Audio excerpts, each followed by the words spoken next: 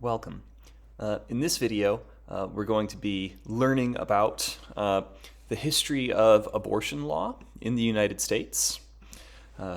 This is in the context of learning about medical ethics, and I think that many will agree that even though questions about ethics and the law are in some sense independent of one another, I think that we can also realize that we'll have a more nuanced discussion if we understand what the law is and how it's changed over the years as it relates to abortion.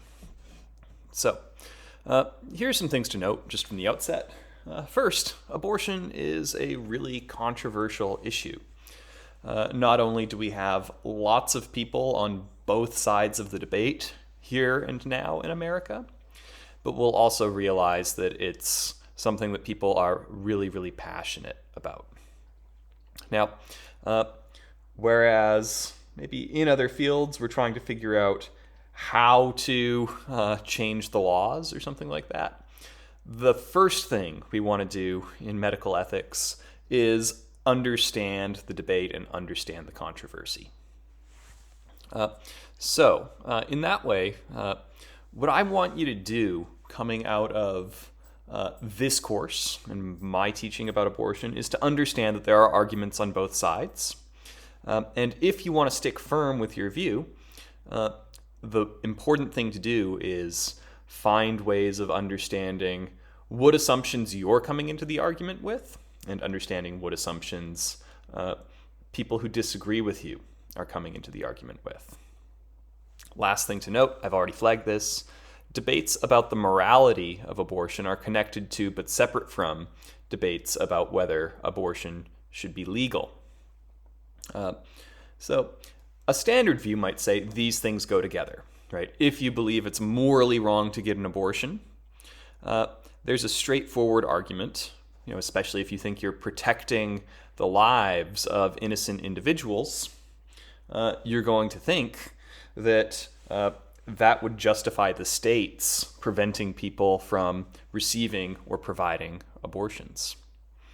And there are other people who think that, look, you can't justifiably have a law against something if there's nothing morally wrong with it.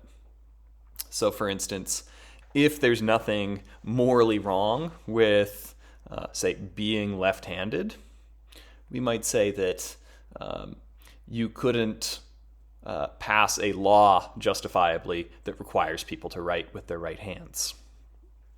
But we'll also notice that within the abortion debate, there are some people who have serious moral qualms about abortion. They think that there is something morally problematic about it, but they are also against legal punishments for those who receive or provide abortions. The thought being, even if there may be an issue of conscience here, it's not something for the state to intervene in, especially if it's a question that's controversial. So, those are some things to note at the outset. Now, let's look at some moments in the history of abortion laws in the United States. This won't be a complete history, but it will be a good starting picture to understand how the controversy has developed over the last 100 or more years. So, between 1821 and 1900, abortion was criminalized in all U.S. states. And this was a policy supported by the American Medical Association. Now, one reason that the AMA was in favor of criminalizing abortion, well, part of it was a belief that abortion, as it was practiced, in the early to middle 19th century, it was sometimes not completely safe, and it was sometimes not completely effective. The other thing to note is that the American Medical Association was competing for work with midwives. So in the 19th century, most people did not give birth in hospitals. They gave birth at home, and oftentimes they would do that birth giving with the assistance of a midwife rather than a doctor. The other thing to notice is that midwives not only provided childbirth support, but they also were the main provider of abortions in the United States. So part of what we might see is that the American Medical Association, for some members, they were opposing abortion for moral reasons, but there were also strategic reasons for the AMA to oppose abortion. Now, there were, even then, exceptions for saving the mother's life. Although we'll also notice that these exceptions became more and more expansive as time went on.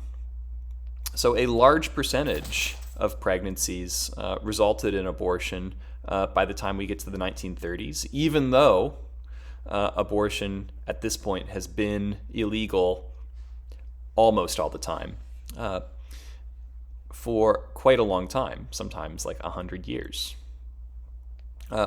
So we have lots of abortions happening in the 1930s despite laws, and in the 40s, 50s, and 60s,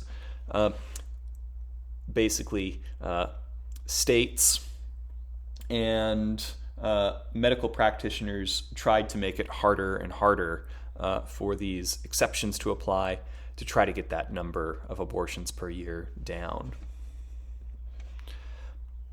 Now, through the 1960s, we start to get sort of a push and pull, right? So there's this push towards restriction and illegalization, but through the 1960s, abortion is decriminalized in some states. So if you look at certain pieces of media depicting moments in the 1960s, you will sometimes see characters talking about wanting to get an abortion and opting to go to New York State, for instance, in order to receive that procedure. And in other states, exceptions to the ban became more common. So in cases of incest or sexual assault and maternal health, abortions were provided. Now, this is where the courts come in. You might think I'd go straight to Roe versus Wade, but in fact, we need to talk about one other law that plays an important role that isn't actually about abortion. So in 1965, the U.S. Supreme Court makes a ruling about a case called Griswold versus Connecticut. Now, this was a case related to birth control. So it used to be in Connecticut, only married women were allowed to receive access to birth control from their doctors. The so-called birth control pill became accessible in the 1950s. That's when it went to market. But states began to restrict who could actually use the birth control pill. The argument was basically that giving unmarried women access to the birth control pill would promote immoral behavior, was the line of thought. But eventually, there's a case between Griswold and the state of Connecticut, and the Supreme Court eventually rules that the state of Connecticut has no right to restrict women from accessing birth control. Here's the interesting point. They say the rationale against birth control restrictions is a right to privacy. Right? The thought would be the only way we could have a law against prescribing the birth control pill to unmarried women would involve really excessive state control within the doctor-patient relationship. Now, here's an interesting and important point. Justice Douglas, who wrote the ruling on Griswold versus Connecticut, points out that the United States Bill of Rights does not actually list the right to privacy as one of the enumerated rights, that is, one of the rights that's explicitly mentioned in the Bill of Rights. So the Bill of Rights, for instance, does flag the right to free speech, the right to bear arms, the right to a fair trial, among other rights. But privacy is not mentioned. Well, Justice Douglas says that privacy, though it's not explicitly mentioned, it emanates from the penumbra of the Bill of Rights. This is a weird thing if you don't know what the word penumbra means, but it's actually terminology related to, of all things, shadows. So if you ever look at a shadow, especially in a room with multiple light sources, or even out in broad sunlight, you'll sometimes see that there are places where the shadow is especially dark, and then there's sort of an area of medium shadow, where you are getting blockage of light, but not completely so. You can actually see this in the room that I'm in right now. I'll expand my little video box here. You can actually see my TV in the corner here is casting a shadow on the wall behind it. Right? Now you'll notice that right here, the TV is casting a dark shadow, but then we also have these little rectangles on the edge of the shadow. That's the penumbra, right? That's the shadow, but it's not the complete dark shadow, right? So what's the metaphor that Justice Douglas is giving us here? Well, he's saying that the Bill of Rights casts a shadow, and there are some things that it directly protects you from. That would be, say, the right to free speech. But the rights that you are suggested to have by the Bill of Rights would also include things like the right to privacy. Now, in 1973, so 8 years after Griswold versus Connecticut, then we get the famous Roe versus Wade case. Jane Roe, this was a pseudonym for a woman who was suing the state of Texas for the right to get an abortion. And she wins, right? It turns out that the U.S. Supreme Court believed that restricting a person's right to getting an abortion is an unjust violation of a patient's privacy prior to viability.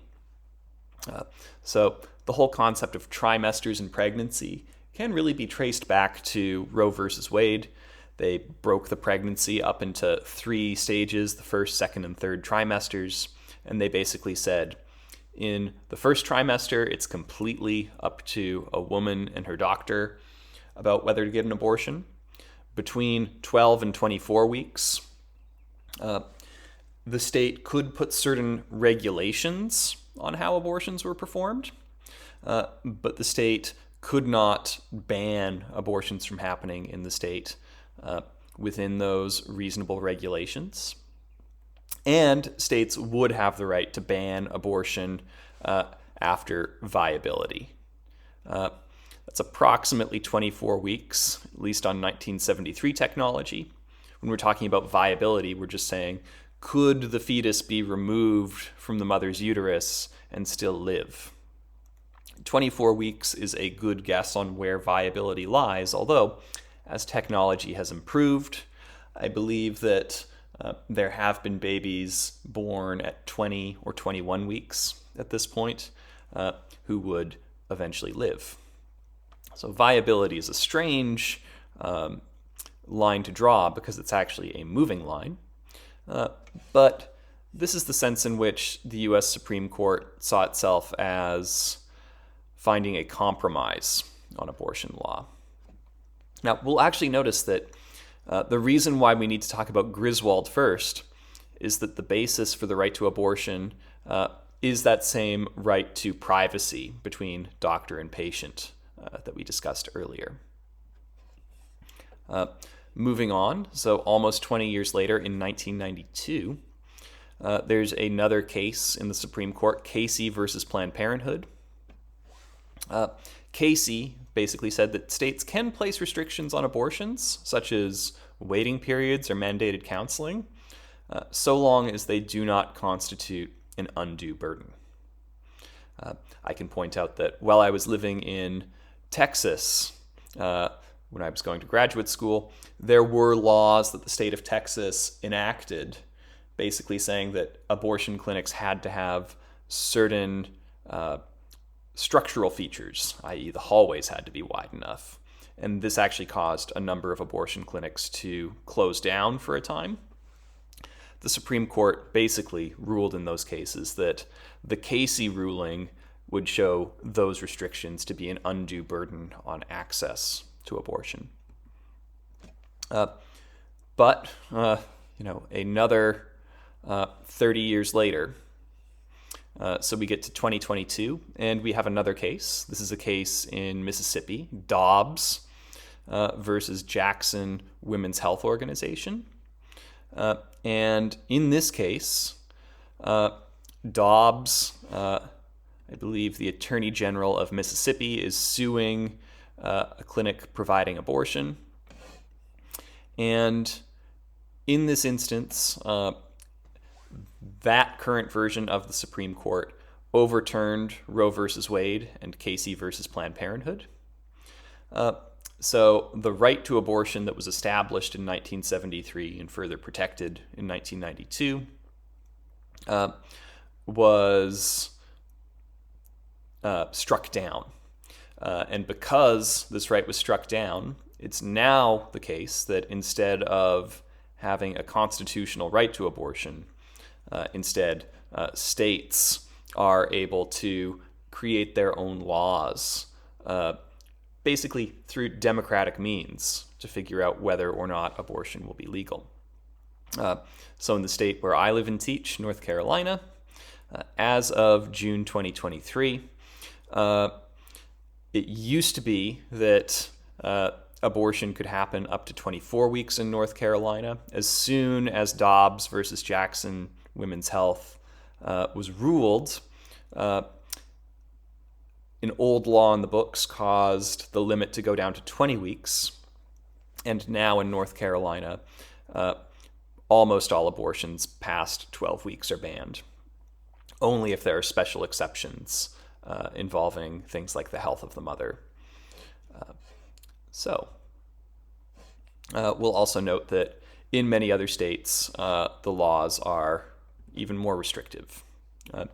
So here's a quick look. I've pulled this off a very good Wikipedia article called Abortion in the United States. In the states in black here, Texas, Louisiana, Mississippi, Alabama, Idaho, the Dakotas, for instance.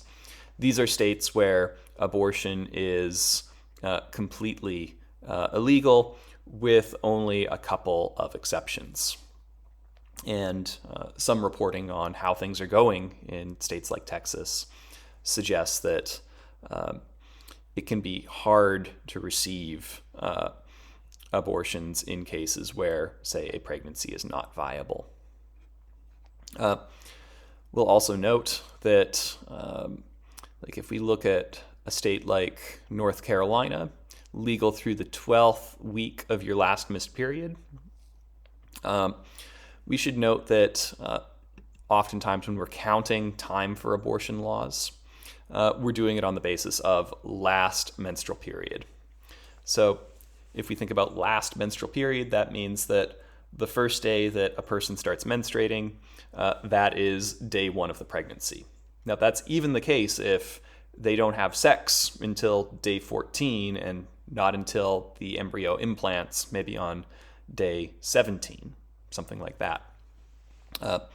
So when we look at 12th week, really that's being 8 weeks late for one's period, assuming a person is on a 4-week cycle. And other states, such as South Carolina and Georgia, they make abortion legal before cardiac cell activity.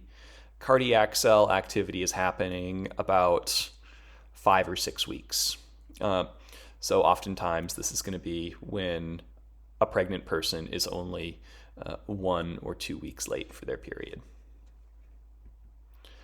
So just to sum up, I think it's worthwhile to reflect on the history of abortion law in order to understand the present-day controversy about state-by-state abortion laws and Supreme Court rulings. While questions about the morality and legality of abortion are separate, they interlink in important ways. Certainly, the idea that there cannot be interference in the doctor-patient relationship is not just a legal argument, but there is a moral underpinning to that argument as well. On the other hand, people who are pro-life and who want abortion to be against the law, they're going to say it should be illegal because it's morally wrong. So there are interconnections there, even if they're separate questions. And as we've seen with the Dobbs versus Jackson County Women's Health, access to abortion has decreased in the last few years in the United States as the result of that Supreme Court ruling in conjunction with decisions made by state legislatures.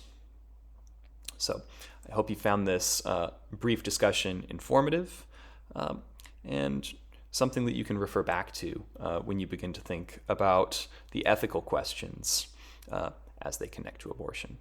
So thank you for listening.